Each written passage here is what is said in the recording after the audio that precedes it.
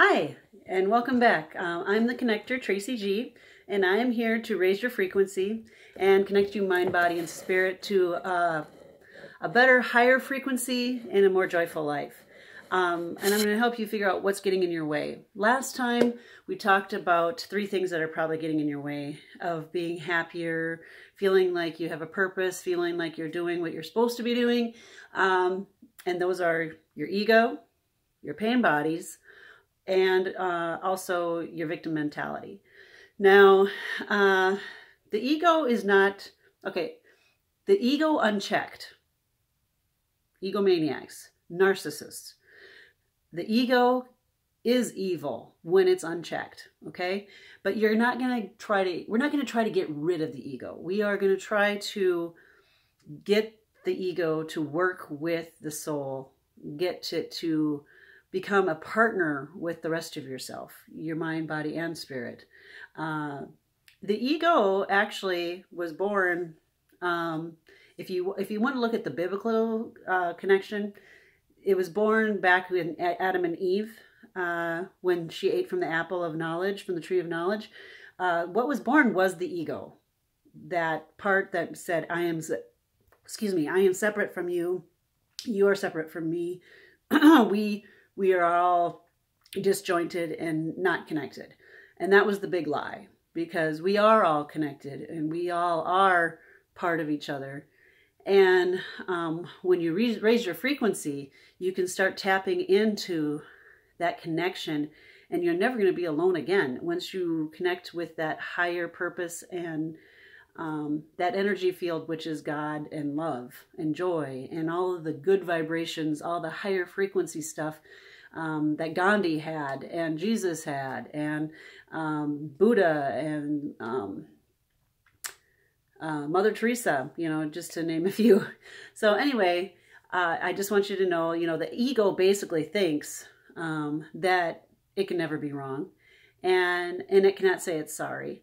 And it fluctuates between feeling inferior and feeling superior. So anytime that you are feeling either superior or inferior, that is your ego. So just kind of start to play with your ego. I mean, you can laugh at it even if you want to.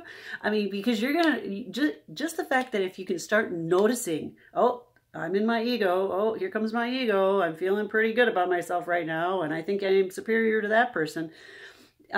Just don't take it seriously, and you will become a friend with your ego, and not let it control you. Now, if you have a lot of like when if you're starting to feel a lot of anger, this video is bringing up a lot of anger, or this is stupid, or whatever, that's your ego too. It doesn't want you to wake up. It doesn't want to be friends with you. It wants to control the show. It doesn't want to feel for other people. It doesn't want to have to share. The ego was very well developed in our early years, with toys. When toys were taken away, the ego cried out, because it saw it as part of it. The ego tries to connect with actual things instead of people. And that's one reason why the ego is constantly in a state of flux and needing to continue to get more and more. It's that unconscious compulsion to enhance itself through things like a new car or a new phone, or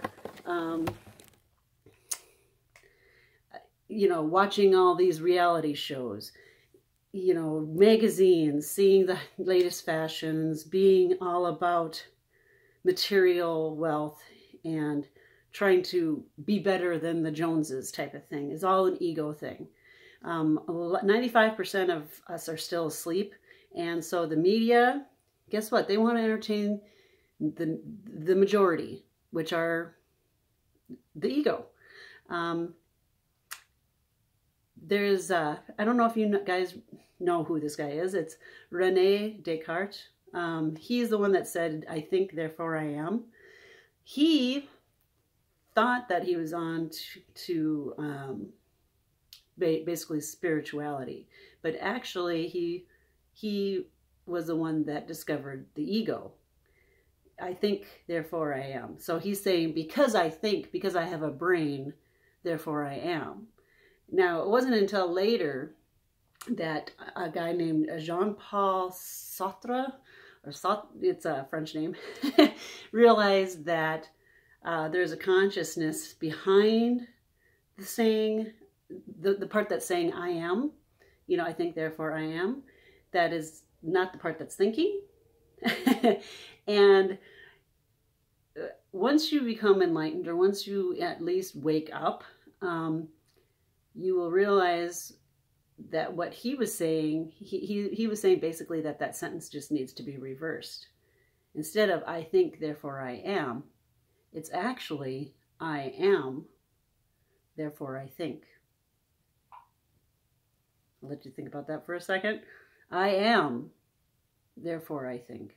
So it's like our soul, our spirit, is actually using this body, and it needed something to protect it, from getting mauled by a lion, or, to self-preservation. So the ego had to be born to keep this vessel alive. And the body, so mind, body, and spirit do all have a purpose in this life. You just need to find a way to make sure that it's not your ego that's going to be trying to run the show, because it definitely wants to. And I have a few notes here, so that's what I'm doing. Sorry, but I can't memorize all this stuff. And I'm not going to pretend that I am, because then that would be my ego, correct? So I'm not that smart, trust me. Let's see. I'm just double checking, and I'll probably just edit this part out.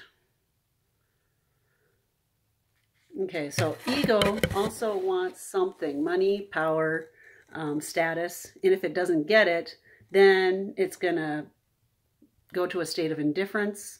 I don't care. Or it's gonna get mad and start blaming and saying, you don't do this for me, you don't do that for me. So if you get to a point of no ego in your relationships, you'll just love that person because you love that person. You're not trying to get anything from them.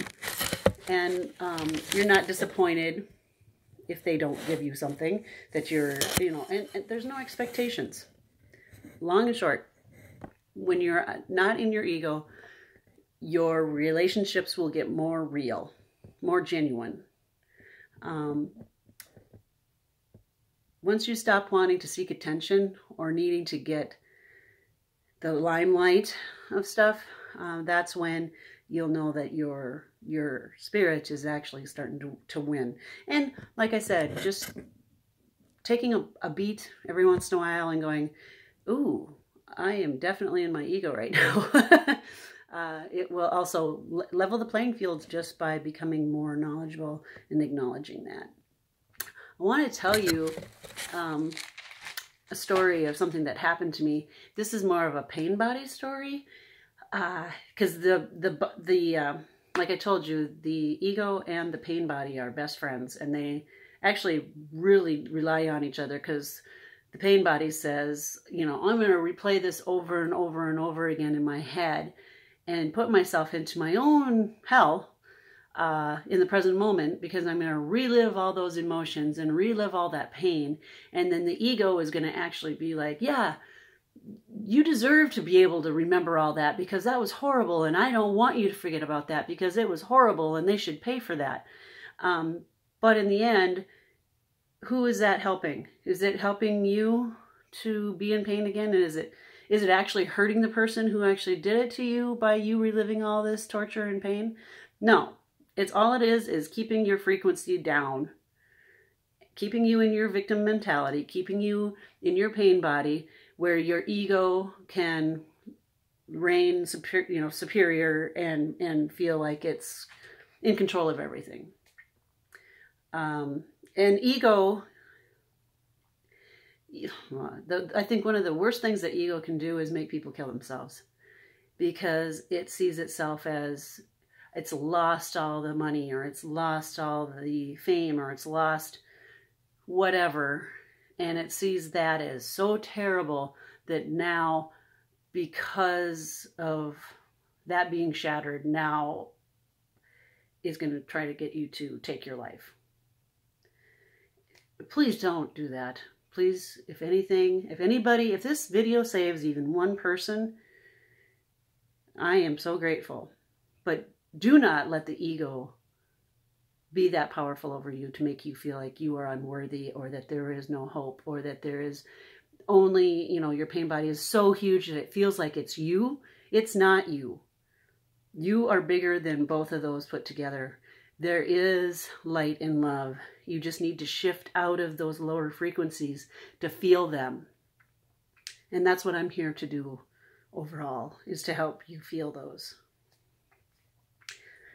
So, past traumas, don't torture yourself. Don't become a victim of your own mind and replaying those things over and over again. You need to learn to stop and shift out of them. I think one of the best, truly helpful things that I have ever learned is this, okay? When you have a past trauma, when you have something horrible that happened to you, and you have your pain body and your ego working so hard together to make you feel superior or inferior, or the victim, and you probably were in that moment, but you are not right now. It is in the past.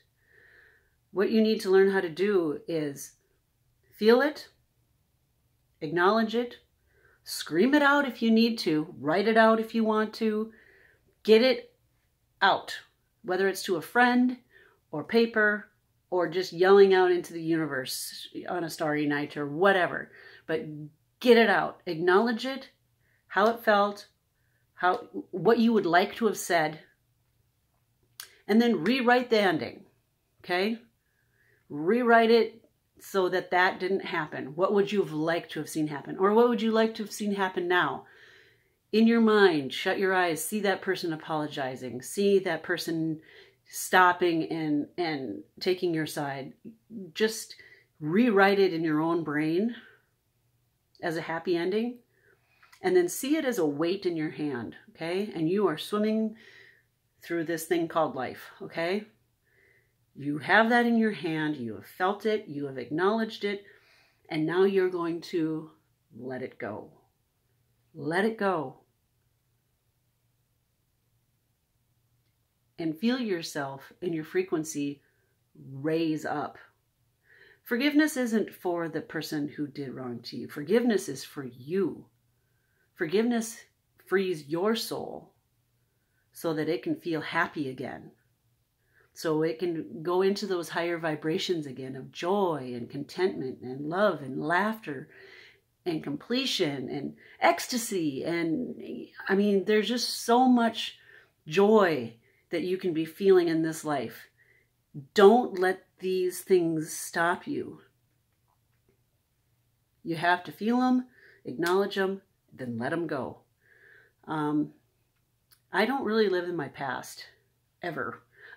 I actually think that's one of the reasons why I write a lot, is because I don't hold on to past grudges. I don't hold on to past resentments, and I don't replay stuff in the back of my head from things that have happened in the past. I don't have room for it in my mind, because I am looking forward. I am loving. I am in the moment right now. I am appreciating every person out there who is maybe getting even a slight bit of knowledge or enlightenment or a aha moment from this video, even if it's just one or two people. I mean, I am so happy for the internet. I mean, that we can do this and help each other. We are more connected now than we have been in the last 25 years. But there's a lot of people out there that are spreading negativity too, because they're in their ego and they don't know any better. They're just unconscious. So those of us who are of love and light and that do want the goodness to win have to speak up.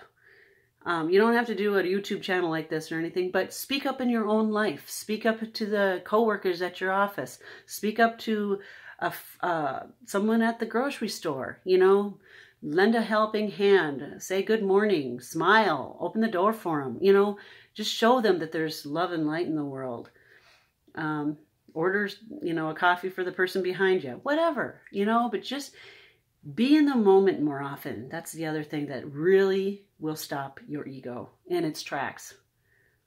Be in the moment and appreciate it and decide to be happy right now as often as you can. And the ego cannot live and reign superior in the right now because it has to dwell on the past or have goals in the future that aren't reachable. Because two ways that your ego is going to lose, not getting what it wants and getting what it wants. Because if you notice, some people, they work and then they actually get their goal and they're just on to the next thing. They don't even stop to appreciate and be happy in that moment right then. So anyway, I hope you enjoyed this video. I have a phone call coming in right now from Texas. Anyway, hope it's not my cousin. Okay, well, if you have any questions, you know, feel free to, you know, put a thing down below. Or if you want to go to livinginthelight.me